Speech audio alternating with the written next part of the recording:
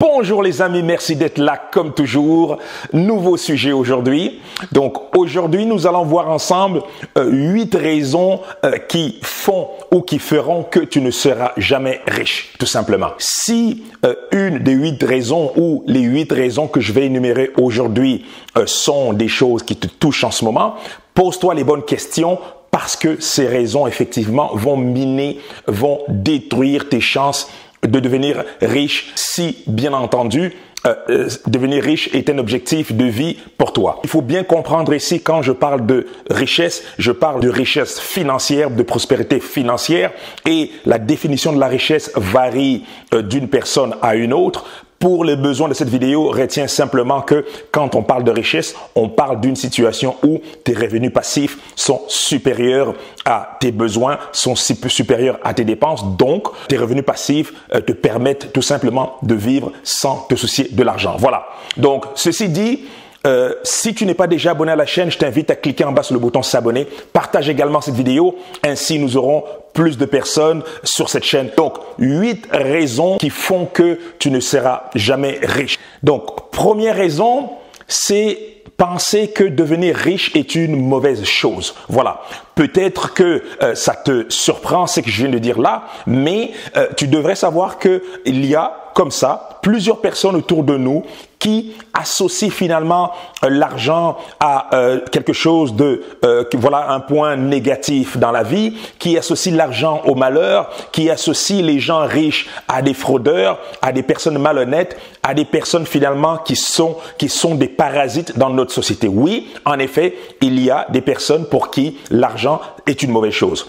Tu dois savoir que si tu es convaincu ou si il t'arrive parfois à penser, ne fût-ce que pendant quelques secondes, que l'argent est une mauvaise chose, et bien entendu, tu auras énormément de difficultés à passer à l'action. Tu dois savoir que l'argent est simplement un outil. J'ai eu à plusieurs reprises à le dire sur cette chaîne. L'argent n'a pas d'état d'âme, l'argent n'a pas d'émotion, n'a pas d'esprit. Comme un marteau, l'argent fait ce qu'on lui demande de faire finalement. Si tu l'utilises à bon escient, évidemment, tu peux accomplir de grandes choses. Et si tu l'utilises pour de mauvaises choses, et bien entendu, tu obtiendras de mauvaises choses. Tout simplement, donc, il n'y a pas d'émotion à avoir par rapport à l'argent et il n'y a pas de stress par rapport à ça. Voilà. Donc, si effectivement c'est quelque chose qui t'embête, si c'est quelque chose et qui te met dans tous tes états, peu importe la raison d'ailleurs, tu dois te poser les bonnes questions parce qu'au final, à moins que tu vives sur une colline à élever tes moutons et à faire ton propre beurre et ton propre lait, et il y a des fortes chances qu'en ce moment, que tu aies besoin d'argent et de manière quotidienne. Et c'est une des principales raisons que la majorité de personnes vont d'ailleurs travailler pour gagner de l'argent et pour subvenir à leurs besoins tout simplement. Donc, si tu penses que l'argent en tant que tel est une mauvaise chose, en gagner un tout petit peu plus est une mauvaise chose, eh bien, tu vis en totale contradiction avec toi-même, avec tes envies, et parce qu'au fond de toi, généralement, tu en as besoin. Donc, ce premier point est extrêmement important parce que ce premier point est un point de départ qui fait en sorte que finalement, tu auras de la difficulté par rapport à l'argent toute ta vie ou pas, tout simplement. Voilà. Donc, un premier point très important. Le deuxième point qui fait que tu ne seras jamais riche, c'est le fait de penser que on peut s'enrichir en claquant des doigts, tout simplement. Voilà. Donc, plusieurs fraudeurs prospèrent parce que ces fraudeurs-là vont faire miroiter à la majorité le fait de pouvoir s'enrichir en claquant des doigts en 24 heures, en 48 heures. Et il suffit de regarder sur YouTube, à chaque fois que vous allez voir j'ai su même tomber une fois sur une vidéo qui parlait de s'enrichir en 24 heures. Voilà. Donc, plusieurs personnes veulent bien croire ces promesses parce que on a des pensées limitantes, on a des pensées erronées par rapport à l'argent, une mauvaise compréhension par rapport à l'argent. Cette mauvaise compréhension nous amène souvent à penser que on peut s'enrichir en claquant des doigts. Non, on ne peut pas s'enrichir en claquant des doigts. Il faut travailler, ça prend du temps. Il faut se donner le temps et mettre l'effort nécessaire et laisser le temps au temps. Si jamais on atteint l'objectif très rapidement, évidemment, il n'y a aucun problème, tout le monde est content, mais garde à l'esprit que ça prend du temps. Voilà. Voilà, donc penser qu'on peut s'enrichir en claquant des doigts en quelques minutes, c'est une pensée, je dirais, erronée qui va certainement t'empêcher de t'enrichir si tel est ton objectif tout simplement. Troisième raison qui va t'empêcher de t'enrichir, c'est le fait de ne pas épargner. Ce point est très important. Si tu as la difficulté à épargner aujourd'hui, sache que tu ne deviendras jamais riche. Pourquoi?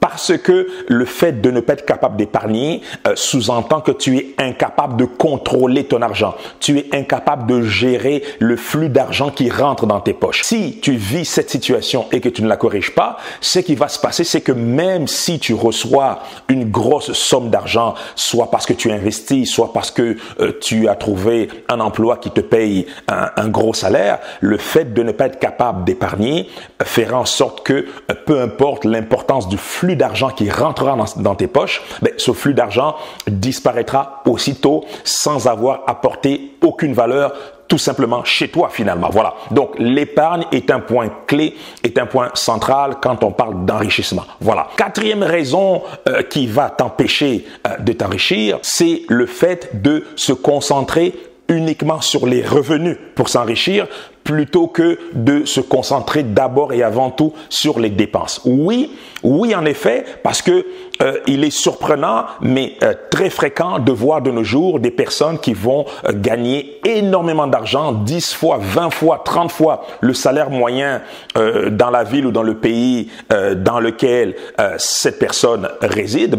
Et malgré l'importance des revenus, mais ces personnes vont vivre une forme de je dirais de détresse financière. Autrement dit, elles vont toujours vivre impatientes au prochain salaire finalement. Simplement parce que ces personnes sont plus concentrées sur les revenus plutôt que sur les dépenses. Une bonne gestion des finances personnelles et le début justement de la prospérité financière passe avant tout par une excellente gestion du montant d'argent que tu reçois aujourd'hui en ce moment. Si tu commences déjà par maîtriser ce flux, donc à bien gérer tes entrées, à bien manager, je dirais, gérer les entrées et les sorties, eh bien, aussitôt que tu vas te retrouver avec des montants d'argent plus importants, eh bien, le fait que tu as déjà développé ces habitudes, tu vas continuer avec ces habitudes et c'est ainsi justement qu'on maîtrise, qu'on développe une certaine prospérité, qu'on développe la richesse. Se concentrer uniquement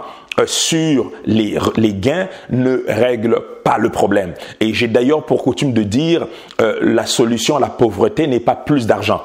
Bien sûr, plus d'argent c'est bien, mais ce n'est pas la solution. Voilà. Donc déjà commencer par gérer qu'est-ce que tu as en ce moment et le reste suivra tout simplement. Voilà. Donc voilà pour le quatrième point. Cinquième raison qui explique le fait que tu auras la difficulté à t'enrichir, c'est simplement le fait de acheter plus de passifs, à penser expressément au passif. Ce cinquième point est également lié à la notion de l'épargne et à la notion de se concentrer sur les dépenses, mais on va s'attarder quelques secondes sur ce cinquième point.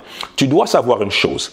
Si à chaque fois que tu as une entrée d'argent et que pour toi l'argent est systématiquement synonyme de dépenser, d'acheter des passifs. Autrement dit, on parle ici des dépenses sèches. Exemple, je reçois un salaire, je cours aussitôt dans un centre d'achat et je m'achète des chaussures et je m'achète un 10e, un 11e sac à main ou encore je m'achète un 15e manteau ou peu importe les besoins que vous pensez avoir. Si pour vous, une entrée d'argent sous-entend systématiquement acheter du passif, eh bien, vous aurez la difficulté à vous enrichir tout simplement. Généralement, et dans un monde idéal, celui qui gère bien son argent comprend effectivement que on a tous besoin de se faire plaisir parfois.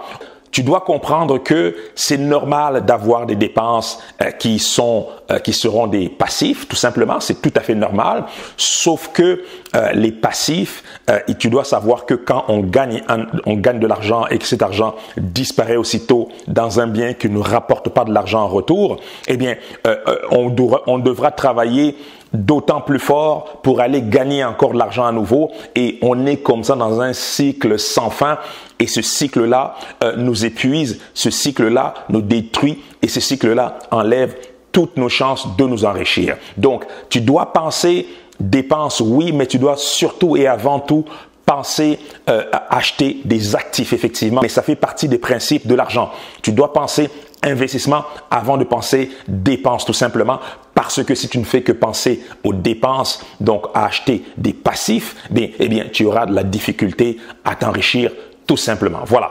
Sixième raison qui va t'empêcher finalement ou qui t'empêche en ce moment de t'enrichir, c'est le fait de penser que la richesse, donc gagner un certain flux d'argent, donc se retrouver dans une forme d'aisance financière, va forcément de pair avec le temps de travail.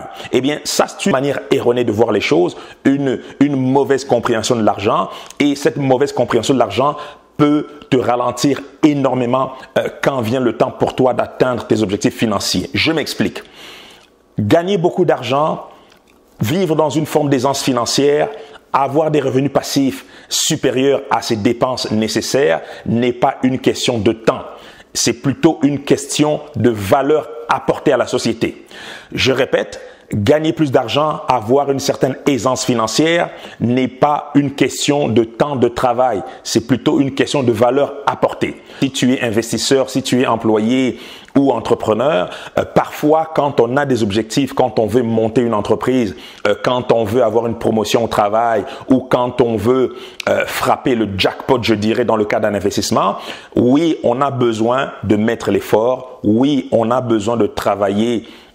Voilà, ça peut prendre du temps, je l'ai dit plus tôt, donc ça n'arrive pas en claquant des doigts, mais la proportion, l'importance des revenus que nous avons n'est pas proportionnelle au temps travaillé, c'est plutôt par rapport à la valeur que nous allons créer dans la société. Par exemple, si aujourd'hui, parce que tu es un génie, tu arrives à inventer un système qui permet de téléporter n'importe quel être humain d'une ville à une autre, par exemple de Paris à New York, par exemple, en 2 secondes, sans prendre l'avion, qui prendrait plusieurs heures de voyage, eh bien, même si cette découverte te prend quelques secondes à inventer, à trouver et à mettre en pratique, même si ça te prend quelques secondes, sache que la valeur que tu apportes à la société est tellement énorme que tu vas devenir un multimilliardaire instantanément. Donc, l'exemple est un peu exagéré, mais c'est simplement pour te faire comprendre le concept. Donc, retiens une chose, la valeur, donc l'importance des revenus que tu vas générer,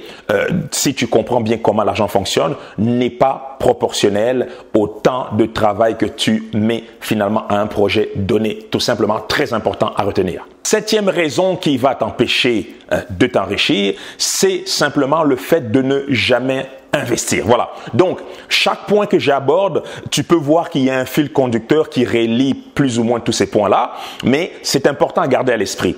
L'investissement est au cœur, un peu comme je l'ai dit par rapport à l'épargne au début, l'investissement est finalement l'action d'investir et l'action finalement qui t'amènera dans la situation financière dans laquelle tu es en ce moment à un autre palier. Pourquoi? Simplement parce que quand on investit son argent, on utilise des effets de levier. Généralement, l'investissement, si on le fait bien, l'investissement est décorrélé à ton temps de vie. L'investissement, généralement, encore une fois, si on le fait bien, peut à terme générer des revenus passifs. L'investissement, si on le fait bien, permet à notre argent de bénéficier des effets de levier, donc d'être multiplié par 2, par 3, par 4, par 10, par 1000, par 100 000, par je sais pas trop combien. Donc, chose qu'on ne pourrait pas, résultat qu'on ne pourrait pas avoir autrement que par l'investissement. Donc, si tu ne t'intéresses pas à l'investissement, si tu n'investis jamais, sache que ce comportement est en contradiction avec ton objectif de richesse. Donc, celui qui n'investit pas ne sera jamais riche, tout simplement. Voilà. Dernier point, donc la 8e raison qui fait que tu ne seras jamais riche, il s'agit du fait de penser qu'on peut s'enrichir sans apporter de la valeur. Oui, Plusieurs personnes font l'erreur de penser que il suffit de voler de l'argent de quelqu'un d'autre, il suffit d'arracher un bien à quelqu'un d'autre, il suffit de faire preuve d'ingéniosité pour subtiliser les biens matériels de quelqu'un d'autre pour s'enrichir. Eh bien, crois-moi, même si dans l'immédiat, rapidement après avoir fait une action comme ça répréhensible pour t'accaparer de richesse, tu penses que tu es devenu riche, sache que généralement les retombées, les choses négatives qui vont arriver suite à cette action seront toujours supérieures au côté positif que tu vas obtenir. L'argent va de pair avec la création de valeur. Si tu veux t'enrichir de manière efficace, de manière paisible, de manière durable, il faut que tu te concentres à apporter de la valeur tout simplement. C'est ainsi que tu vas t'enrichir de manière durable et les gens, donc l'argent vient des autres et les autres se feront un plaisir de te donner leur argent parce qu'en contrepartie, tu as apporté une valeur que ces personnes-là vont valoriser beaucoup plus que l'argent tout simplement. Voilà. Donc voilà les 8 raisons. Les 8 raisons, il y en a d'autres bien sûr, mais ces 8 raisons-là sont très importantes. Donc si tu constates que tu as des lacunes sur ces 8 raisons, eh bien, il serait temps de commencer à travailler sur chacune de ces raisons. N'hésite pas à repasser cette vidéo si tu veux effectivement réécouter chacun des points, t'assurer que tu les comprends très bien, mais sache que ces points-là sont très importants et si tu les ignores, si tu ignores ces raisons-là et que parallèlement à ça, tu souhaites t'enrichir, tu auras énormément de difficultés tout simplement à atteindre tes objectifs. Voilà. Sur ce, je te dis à très bientôt pour une nouvelle vidéo. Regarde en bas, si tu ne l'as pas déjà fait, n'hésite pas à télécharger mon nouveau livret, les 10 bonnes raisons de devenir investisseur. À très bientôt encore une fois. Santé, amour, bonheur et prospérité. À très bientôt.